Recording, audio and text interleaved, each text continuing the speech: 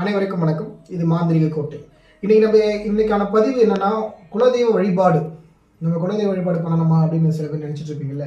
நிச்சயமா குலதெய்வ வழிபாடு எல்லாருமே பண்ணணும். ஏன்னா ஒரு குலத்தை காக்கிற தெய்வம் தான் குலதெய்வம். நம்ம குலதெய்வ அருள் இருந்தால் மட்டும்தான் மற்ற எந்த கடவுளோட அருள் நமக்கு கிடைக்கும். அதுக்காக நம்ம நிச்சயம் குலதெய்வ வழிபாடு பண்ணியே ஆகணும். வருஷத்துக்கு ஒரு முறையாவது நீங்கள் குலதெய்வ நிச்சயம் பண்ணுங்க. சரி, இப்போ நான் உங்களுக்கு குலதெய்வ அருள் நமக்கு இருக்கா இல்லையா அப்படின்னு தெரிஞ்சுக்கிறதுக்கான சில அறிகுறிகள் சொல்கிற பாருங்க. இப்போ குலதெய்வம் நமக்கு அருள் இல்லை அப்படின்னா, நம்ம ஒரு நினைச்ச காரியத்தை, ஒரு செயலை எதையுமே செய்ய முடியாமல் அது தடைப்பட்டுகிட்டே இருக்கும்.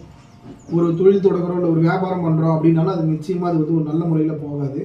இல்லைன்னா உங்கள் குடும்பத்தில் பார்த்தீங்கன்னா தொடர்ச்சியாக கஷ்டத்துக்கு மேலே கஷ்டம், மன கஷ்டம் அப்படின்றது தொடர்ச்சியாக வந்துட்டு இருக்கும். படுத்தா நிம்மதியாக தூங்க முடியாது.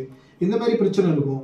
சில பேருக்கு பார்த்தீங்கன்னா உடல் நோய்கள், ஏதாவது ஒரு நோய் வந்துகிட்டே இருக்கும். நல்லா இருப்பாங்க, திடீர்னு பார்த்தா வழிக்கு விழுந்துட்டேன், இங்கே விழுந்துட்டேன், வண்டியில் போகும்போது கீழே விழுந்துட்டேன், வண்டியில் எதிர்க்கு வந்து இடிச்சிட்டேன், நான் நல்லா தான் போனேன், அவன் இடிச்சிட்டான் அப்படின்றது கோளாறு எல்லாம் நடக்கிறது ஃபுல்லாகவே குலதெய்வத்தோட சாபமாக தான் இருக்கும்.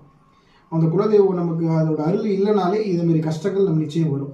சரி, இப்போ நம்ம குலதெய்வத்தை எப்படி நம்ம அதோட அருள் நம்ம பெறத்துக்கான வழிமுறை, சில வழிமுறைகள் நான் சொல்கிறேன். நீங்கள் வருஷத்துக்கு ஒரு முறை, நிச்சயமாக வருஷத்துக்காவது ஒரு முறை அப்படி சொல்கிறேன். வருஷத்துக்கு ஒரு முறைன்னு நான் சொல்லவே இல்லை. வருஷத்துக்காவது ஒரு முறை அந்த குலதெய்வத்துக்கு போயிட்டு அங்கே ஒரு நல்ல அதுக்கான முறையான பூஜை பண்ணுங்க. சில சாமி சைவ பூஜையாக இருக்கும், சில சாமி அசைவ வழிபாடாக இருக்கும்.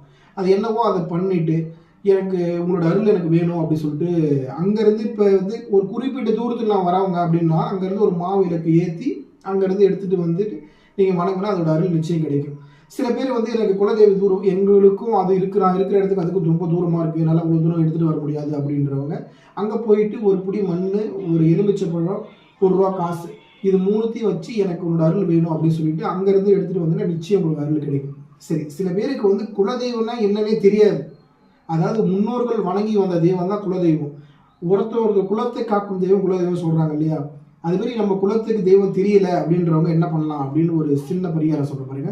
நீங்கள் வீட்டில் ஒரு வெள்ளிக்கிழமையில் ஒரு இலுப்பை எண்ணெய் 3 தீபம் எடுத்துக்கோங்க. ஒரு இலுப்பை எண்ணெய், ஒரு வேப்ப எண்ணெய், ஒரு நல்லெண்ணெய், அந்த 3 தீபத்தை ஏற்றி ஒன்றா வச்சுட்டு, எனக்கு குலதெய்வம் யாருன்னு எனக்கு தெரியாது, எனக்கு அடுத்த வெள்ளிக்கிழமைக்குள்ளே இந்த குலதெய்வம் யாருன்னு தெரியணும் அப்படின்னு சொல்லிட்டு தொடர்ச்சியாக நீங்கள் டெய்லியுமே ஒரு உட்காந்துட்டு ஒரு 54 இல்லை 108 முறையோ அந்த ஒரு குலதெய்வம் வேண்டி அவங்க ஒரு பிரார்த்தனை பண்ணிங்கன்னா நிச்சயம் அந்த ஒரு வாரத்துக்குள்ளே உங்களுக்கு குலதெய்வம் என்னன்றது, இது ஆனா பெண்ணா எந்த தெய்வன்றது சில அறிகுறிகளோடு உங்களுக்கு தெரியும். அதை தொடர்ச்சியாக நீங்கள் வணங்கி வந்தீங்கன்னா வாழ்க்கையில் நிச்சயம் நல்லது நடக்கும், நன்மை நடக்கும். இதுமாரி இது போல் நிறைய தகவல் தெரிஞ்சுக்கிறதுக்கு எங்கள் யூடியூப்